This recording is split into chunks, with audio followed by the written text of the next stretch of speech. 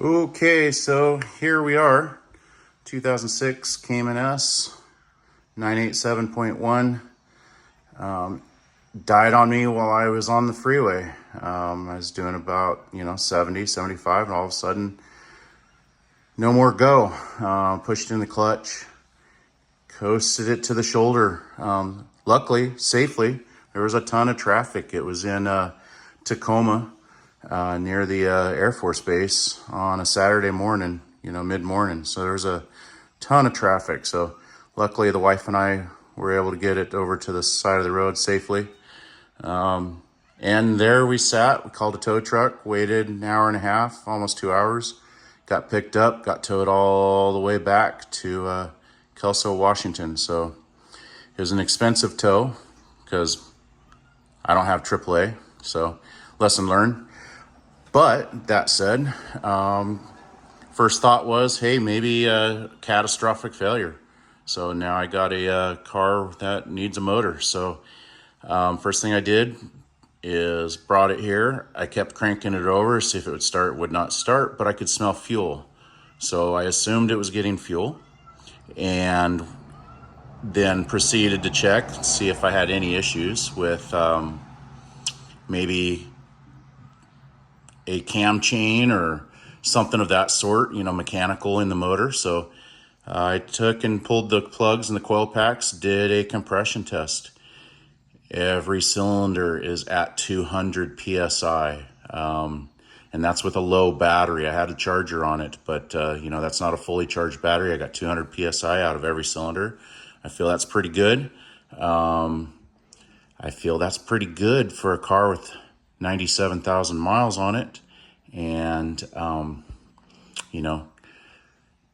I would say that indicates that, maybe there's not any further seen problems with the motor. Leak down tests and stuff like that would be useful, or, scoping it with a bore scope, but didn't. My bore scope won't fit in there.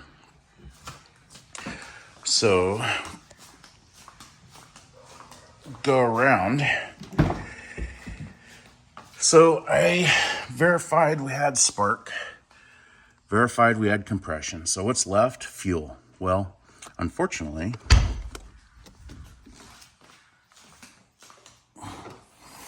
I didn't really get a chance to test for fuel because I was making the assumption we had fuel because I could smell fuel. Well, I had the wife crank. You can see down in here, right there, right down in there. There's a Schrader valve for the bank one, I believe right side's bank one, fuel rail. I removed the Schrader valve. I pressed in the Schrader valve. I did everything, no fuel. I had the wife crank from up in there. I pressed down the Schrader valve needle and got no fuel. So I'm thinking maybe it's a bad relay or bad fuel pump. So, I mean, that's the obvious. So unfortunately, there is no info, or very little info, or very hidden info on what's what in the electrical system of these cars, because no one works on them. Everyone takes them to the shop. There's not very many DIYers, so information's not really that plentiful. So I did find a schematic for this fuse relay panel, which does hide up here. It hides up underneath, but it's flipped over. Has this cover underneath it, so it's kind of hard to actually see and get to. There's kind of a trick of rub your belly, pat your head, snap your fingers 3 times and it'll fall out. But no, really, it's a pain in the ass. There's these 2 clips right here on this cover. It sits under there ultimately like that. You have to remove this cover, and then you can unclip this by pushing up, twisting to the side, and then dropping it down to here. These relays, it's hard to do because we got the clutch wires right here, so it's hard to spin. But I could not figure out for a long time which one of these was the fuel pump. I did finally find a good schematic. This right here is the fuel pump relay. It's number 8 when you look at this, and weird thing is it goes weird. It's like this is 1, that's 2, that's 3, that's 4, then 5, 6, 7, and then 8 being this one right here, my thumb's on. So I was quite frustrated because I tried a jumper, got no fuel, for obvious reasons, and we'll get there, but no fuel. I also probed this green and black wire with my test light. Now I've got a test light that's diode isolated. It shows power ground. Being diode isolated, it won't backfeed, so it won't cause damage to any sensitive equipment. So I was testing this wire. I'd kick the key on and I'd get no voltage. That relay would not latch and send voltage through that wire. Well, almost every car I'm used to working on, Volkswagen, Audi notably, you turn the key and it can just to the on position and it fires the fuel pump. BMW, you just open the door and it fires the fuel pump. Well, not this car. This car has to be, of course, more difficult than that. And I didn't discover it will latch the relay until you crank the motor. So I'm assuming cranking the motor, it latches that relay. Once it's fired, that relay stays latched. It stays latched momentarily while you turn the key off. So that tells me that is indeed the fuel pump relay. The one right above it or below it in this image, but in the above position, which would be number 4, that is the rear window defrost.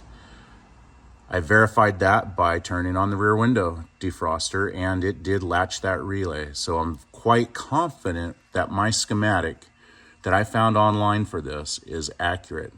So given that my fuel pump relay does latch, does send 12 volts out the other side, I have deducted it down to a bad fuel pump.